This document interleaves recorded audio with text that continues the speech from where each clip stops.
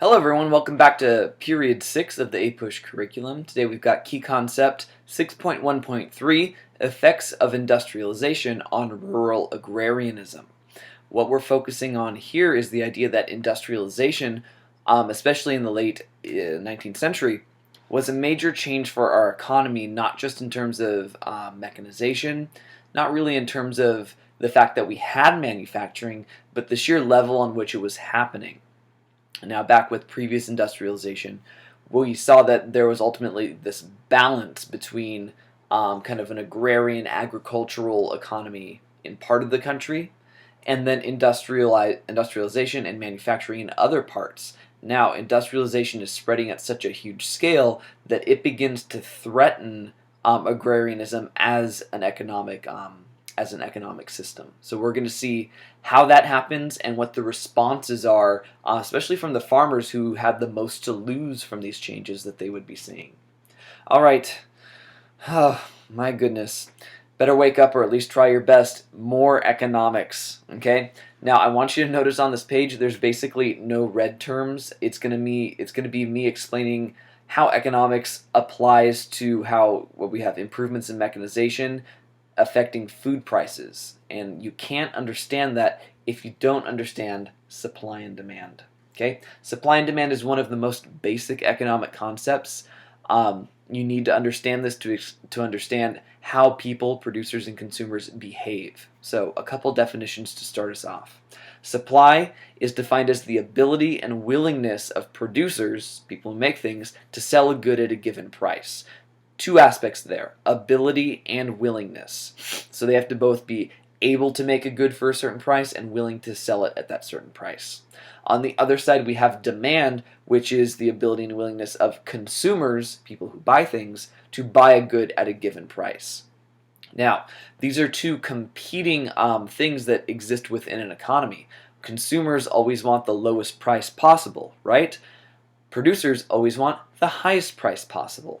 So what happens invariably is they have to compromise. They have to meet somewhere in the middle, and this is called the equilibrium price or the equilibrium point. This is the point at which producers and consumers agree on a price for which to exchange money for goods. Now, I don't want you to think that this happens on a wide scale in terms of like haggling or bartering. It might happen at like the swap meet like that, but what we're really thinking about here is people making business decisions, trying to predict what their competition and what their audience, who they're appealing to is going to want at a certain price. So imagine businesses trying to predict, well, if we sell it at this price, how many people do we think are going to buy it? What is our competition doing? How much are they selling it for? They're selling it for that much, getting this much business. We should sell it for a little less, and therefore there will be more demand because the price is a little bit lower. It's kind of like this aggregate negotiation that happens almost like with the invisible hand, all behind the scenes. Okay? So realize that is determining what we're going to be talking about here are the prices of farm goods, so things like wheat and corn, all the things necessary to sort of feed the country. Now, crops, so agricultural goods, are what we call a normal good, and it's in a system called perfect competition. Normal good means that it's the supply and demand of it are going to change in standard amounts for standard goods. So that means that for a normal good, if the price goes up, the demand goes down. If the demand goes up, the price goes down. Okay, that's just the way supply and demand works. Perfect condition is the idea that everyone is selling goods that are exactly the same. So all your competition are selling the exact same thing. So think like corn or grain that you sell on a huge scale. You don't really have the ability to compete well with other people in your business because you can't change what the product is. Now, normal goods in perfect competition favor consumers, okay? Because the good is so common that if the producers set the price too high, the consumer can just go somewhere else. So what that means is the price doesn't change a lot. So price is inelastic relative to demand. Okay, now what does this mean for farmers? It means that if they're selling grain, The price is set. They can grow all the grain they want, and they can really only still sell it at that one price. And if the market price goes down, they have no way of changing the price to still make more money. Okay, so it's going to really put farmers in a bad position within this era. Now, something else that's putting them in a bad position is the mechanization of labor. So there's the steel plow, the mechanical reaper. There's a mechanical reaper to the right, by the way. What these do is that farmers have to invest the money they have in these types of tools in order to operate their business. So it costs a lot in order to get into the market, and then they can use those forever and forever, but they have to go into debt in order to get those goods. And their hope was that with these better tools for doing the work, they could create more output of the same good. Here's the thing, that all works at the individual level. But what happens when every single farmer in the country does that? It floods the market with supply of those agricultural goods because every farmer said, well, I just want to be able to sell more to make more money. But the way the way supply works is that if supply increases, the price decreases. If you want me to explain this in class more, I'll do that. It works out with those charts that are on the upper right there. Okay, so what means is you can grow, everyone was trying to grow so much that suddenly the consumers were like, it's so readily available everywhere, we could say we're going to pay less and get away with it because they're not going to have a choice but to accept our price. So a flood of supply for a normal good in an economy will significantly bring down the price, and producers have to compete by charging less. So what happens with farmers, they have to charge less for their good, they try to grow more to make up the difference, and that drives down the price even more. Economics is a tricky thing, and that's why we study it kind of at the larger scale, because when you look at individual decisions, it's not going to make sense unless you look at how markets are working, how supply and demand as entire systems within a country or the world work together. All right. I'm sorry if you're completely lost with that. If that's your point of confusion, write it down and we'll go over it in class again. Okay, so I set up what's going on with economics there, and what happens is farmers are making a lot less money. Okay, now certain markets are consolidating, they don't really have options for selling things the way they want anymore, and what they were increasingly dependent upon was the railroad system to transport their goods. But the railroad systems were controlled by companies that had trusts, and they basically started setting the rates for transporting things, and the farmers couldn't afford it. So what happened is many farmers responded by creating organizations trying to fight the economic trends, trying to fight off the railroad magnates, trying to fight the fact that prices for their goods were going down, down, down, down. Okay, a couple of these. One was called the National Grange, and all this really was, it was a forum in which farmers could meet to discuss their problems. So what this would be is you would have farmers in the area that might set up a meeting. They'd meet sometimes in like the middle of one of the farmers' fields, okay, or at their house, and they would discuss their problems and try to set goals for themselves. So to say, we're all facing this problem, clearly because we shared out all this with each other, what are we actually going to do? And in terms of like organized labor and kind of sort of, what's the word? Sort of like unity here, that's the first step, is just realizing what the problems are before you can think of solutions. One solution that some farmers had was to create co-op stores. So these are like cooperative stores. And what this means is you're cutting out the middleman. A lot of farmers were struggling with the fact that they were trying to sell their crops, but again, the prices were so low because that was the price that the market was providing. So they said, well, we're not going to sell to just whoever wants to buy it anymore. We're going to create kind of this co-op. And what that is, it's kind of like a farmer's market in a way, where you have everyone there who are all farmers looking to sell things that each other need but aren't growing themselves. So kind of trying to cooperate, help each other instead of compete. Now things like the Farmers Alliance are later going to lead to the Populist movement. Populist movement is the topic of the third slide here, so I'll save some information on that for later. All right, another organization was the Greenback Labor Party.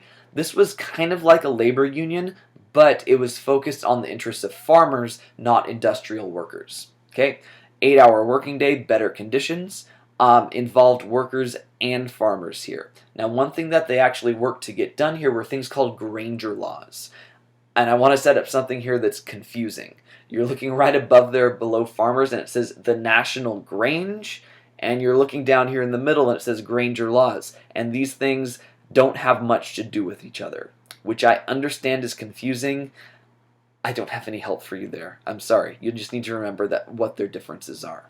So Granger laws had nothing to do with farmers meeting to discuss their problems, but rather setting up laws that were going to regulate transportation rates for railroads. They would get these laws passed at the state level, so that if railroads passed through a state, then they would then have to charge rates that had ultimately had input from the farmers and from the workers, people like the Greenback Labor Party.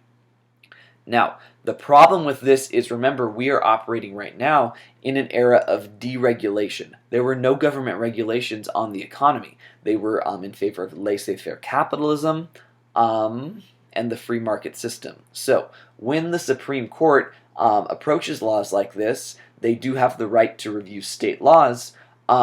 They overturn them. They say, nope, interstate commerce means that if a railroad's going through a state, it's between multiple states. That's the federal law. Federal law has no regulations, so the state can't make these regulations. The railroad companies get to decide. However, decisions like this eventually led to a response with the Interstate Commerce Act and Interstate Commerce Commission, where it's the idea that, okay, states are trying to regulate the prices railroads are setting. That's unconstitutional due to the Interstate Commerce Clause. But the federal government can make a commission that is in charge of regulating those things the states cannot do on their own. Now, this institution didn't really operate too well at first because there weren't regulations otherwise. The government was really in a deregulatory mood. So the institution was there, but it wasn't often used. Right. Now, something I need to bring up that I didn't learn until very recently is sort of cooperatives and parties like this with what we see how the farmers are aligning together were often fought and infiltrated by local authorities. What they would do is they knew that if the farmers were trying to organize and pass local laws, that people in places of economic power would stand to lose that power. Okay, so people like Cornelius Vanderbilt there on the right, they didn't want their labor united because it could obstruct the business's efficiency. So if the farmers got together and worked to pass local laws that regulated railroad prices, then Vanderbilt and other industrialists would stand to lose money as a result of the uniting of farmers. So what they would do is they would kind of be sort of in league with the local police and authorities who would go in and break up these organizations from meeting. I remember even hearing this anecdote about kind of what I brought up earlier, that the farmers were trying to be secret about it. They would meet in the middle of someone's field in the middle of the night. The cops would still come in, storm their property, sort of beat up all the people, break it up so that they couldn't even organize in the first place or even discuss their problems. Now, I want you to keep this in mind because the problems associated with this power imbalance in the economy between those with a lot of economic capital and power and then those that were the producers, growing the goods, creating the goods, making the goods that essentially those in power relied upon, is going to create this power struggle. It's the type of thing that's eventually going to lead to movements like socialism, communism, anarchism. The one that we're going to look at for U.S. history is that it led to something called the People's Party or the Populist movement. Okay? So, they had a lot of interest, but their origins had to do with the instability of agrarianism in America, the fact that there was rapid industrialization without any regulation, a large working class that really didn't have anywhere to sort of rally together to work together. And basically, this is kind of implied by that balloon cartoon over there, is the Populist Party becomes sort of this patchwork quilt or this jigsaw puzzle of all these marginalized groups that then work together to try and actually make things happen, to change things within their government by regulating it. So A little background on this, on top of all of it, the US was on something called the gold standard back in this time period. And what this means is that paper money is backed up by gold reserves. I feel like I've gone over this in class before, but what this means is that the government cannot issue more paper money than what it has in gold reserves. And what this means is the government can alter the money supply and try to change inflation and deflation a little bit by selling or buying gold. Now the problem for this with the gold standard is that gold is very rare and very expensive. So if the government wants to buy gold, people aren't always willing to sell it to them. So if they want to increase the money supply, they need more gold. But it was nearly impossible to do that because where are they going to find the gold to get it? Okay? On the other hand, it was easy to decrease the money supply by selling government gold, but then people might not want to sell it back. So it was a system that really relies on kind of old economic ideas about gold or silver or metal having intrinsic value. Today we are no longer on the gold standard. We're on a completely different system that, again, I can explain in class if you want me to go there. Okay, so the thing about the gold standard on top of this, it was bad for people in debt. What this meant is that if you're in debt, you're borrowing money, right? And then you have to pay it back over time. And typically what happens, especially with our economy now, is there's slow inflation over time. So if you borrow money, right now, when you're still paying it off later, you have a set price you pay back, but because of inflation, you're actually not paying as much value back. It's less. In this time period, because of decreasing prices, in farm goods, because of the gold standard, we were not in an inflationary cycle, we were in a deflationary cycle. So it means that technically money that if let's say you had like a $10 bill now, 2 years later it's still a $10 bill, but it could actually it would actually be worth more value technically. So that's good for people buying stuff, but if you borrowed money, it means that you still owe the same amount, and the value you owe is worth even more than it was when you borrowed. And what this does is it really makes the farmers bear an extra weight of debt. Already, remember, the prices of their goods were falling, so they didn't have money to pay back, and now they had to pay it back, and it was technically what they owed was worth more than what it was when they borrowed it in the first place. And this is affecting their livelihood, their ability to survive, and it's a reason why they rallied together to form the Populist Party, because they needed to have a solution to fight the economic system that was sort of dooming them to penury. All right, a few things about the Populist Party. They had something called the Omaha Platform. Omaha is in Nebraska. Lots of corn there, the corn huskers, so to speak. Here's what it called for. It was the platform for the presidential election in 1892. They wanted public ownership of railroads and telegraph companies. So these were industries that the agrarians and really the whole economy relied upon. The populists were saying that it is unfair that certain people are benefiting so much, and then those people that then have a lot of market control can set prices for whatever they want with those resources that they control. Now, if you know anything about socialism, socialism calls for public ownership of natural resources and the means of production. This is getting close to socialism with that idea that major industries should be operated by the government instead of by private industry. They wanted a federal income tax on the wealthy. Keep this in mind. Still at this point, there was no federal income tax. So, very rich people were not paying any taxes to the federal government based on their income. This is going to come back eventually. There's a constitutional amendment during the progressive movement to make it happen. But this means that you have people like Rockefeller and Carnegie that are making vast sums of money who don't have to basically pay taxes on it. Okay? And you can see why the populists would be angry about this. They're suffering while the very rich are getting even richer. They also called for a change in the banking system, shifts from the gold standard. And when they looked at the banking system, we had another centralized bank at this point, and it's almost kind of echoing things that Andrew Jackson was calling for when he disliked the Bank of the United States back in the 1830s. Another thing that the populists called for was called the Free Silver Movement. It was kind of their response and their solution to the problems of the gold standard. What they wanted to do is say, we will have something called bimetallism. So, bi metallism, so two metals. Instead of just having a gold standard, we would have a gold and silver standard. Silver was not as rare, so that means that we could change our money supply more easily, which would benefit people like the farmers and get out of the deflationary cycle as a country as a whole. Biggest proponent of these ideas and the eventual presidential candidate, his name was William Jennings Bryan. There he is on the right holding his cross of gold. He was the presidential candidate under the Populist and the Democratic Party in 1896. He runs as the Democratic candidate 2 more times for president. He lost every single time, by the way, so universal loser. But what he's remembered for is giving this speech called the Cross of Gold speech.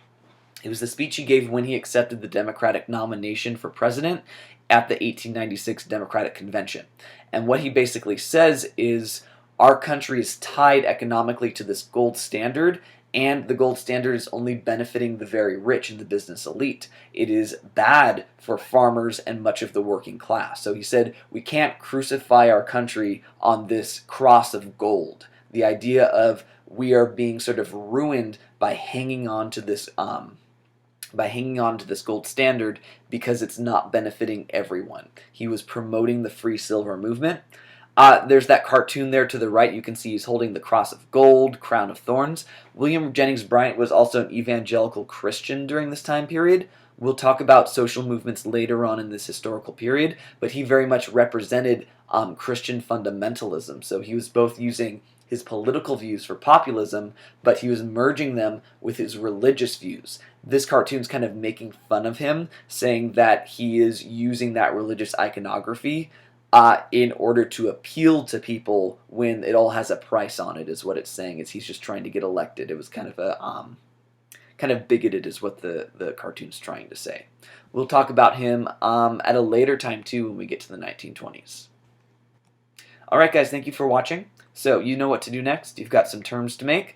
Remember that one page there were no red terms, so choose a yellow term instead. Do your quiz on this, work on your geography, study your chronology, and get head start if you feel like it. So this is Mr. Chodola signing off. Thank you as always for watching, and I'll see you in class. Bye.